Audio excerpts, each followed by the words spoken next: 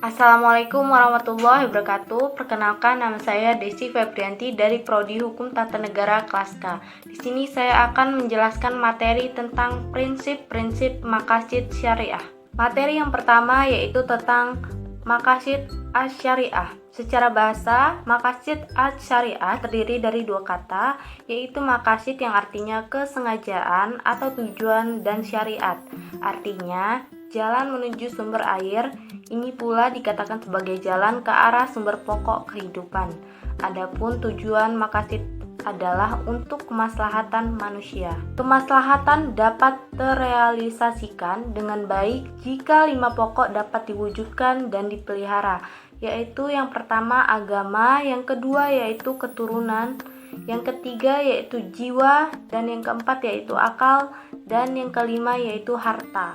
Tujuan syar'i dalam mensyariatkan ketentuan-ketentuan hukum kepada orang-orang mukallaf adalah dalam upaya mewujudkan kebaikan-kebaikan bagi kehidupan mereka, baik melalui ketentuan-ketentuan yang daruri, haji, dan tahsini.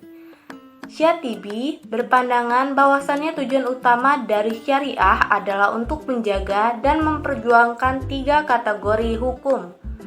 Tujuan dari 3 kategori tersebut adalah untuk memastikan bahwa kemaslahatan kaum muslimin baik di dunia maupun di akhirat terwujud dengan cara yang terbaik, karena Tuhan berbuat demi kebaikan hambanya.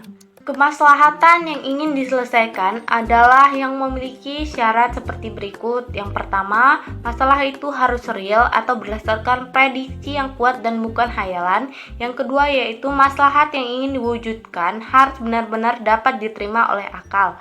Yang ketiga yaitu harus sesuai dengan tujuan syariat secara umum dan tidak bertentangan dengan prinsip umum syariat.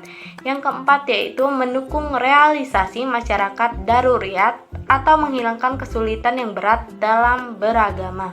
Adapun manfaat mempelajari maqasid asy-syariah ialah sebagai berikut. Yang pertama yaitu mengungkapkan tujuan, alasan dan hikmah tasyri' baik yang umum maupun yang khusus.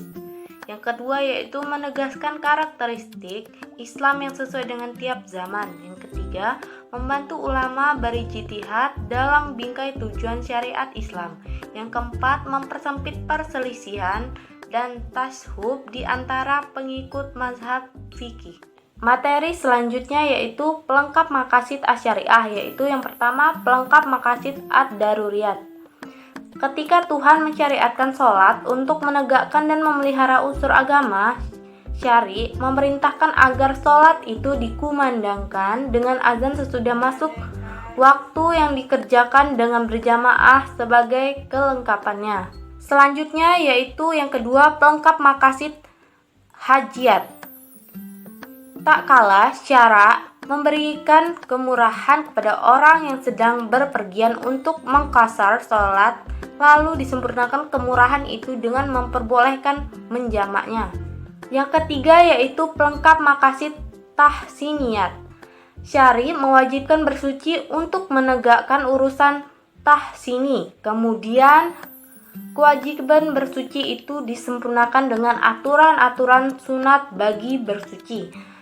Tak kalah syari mensunatkan menyembelih hewan kurban, disempurnakan perintah itu agar binatang yang dikurbankan dipilih dari binatang yang tidak cacat. Materi selanjutnya yaitu perantara-perantara maqasid asy-syariah. Sebagaimana dijelaskan dengan berulang kali bahwa tujuan hukum perundang-undangan ialah untuk mewujudkan kemaslahatan dan menolak kemudaratan bagi manusia.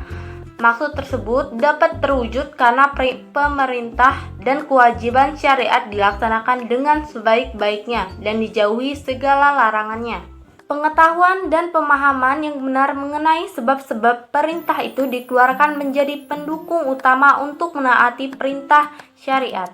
Karena sebab-sebab syariat dikeluarkan selalu mengikuti status hukum musababnya. Artinya, jika status hukum musababnya adalah wajib, maka wajib pula hukum sebab yang terjadi perantaranya. Tak ada bedanya dengan perintah-perintah syariat, larangan-larangannya, dan mempunyai perantara-perantara yang mengantar pada perbuatan itu terlarang. Tidak logis apabila sesuatu perbuatan itu dilarang, sedang perantaranya diperbolehkan. Oleh karena itu, perantara atau wasilah dari suatu larangan yang kuat seharusnya lah mengikuti status hukum yang diperantarai, yakni terlarang juga. Berdasarkan ketentuan tersebut, muncullah dua kaidah yang penting, yakni yang pertama yaitu sesuatu yang menjadikan kewajiban sempurna karena wajib adanya. Yang kedua, menutup jalan menuju ke perbuatan terlarang. Sekian materi yang dapat saya sampaikan, kurang lebihnya saya mohon maaf. Wassalamualaikum warahmatullahi wabarakatuh.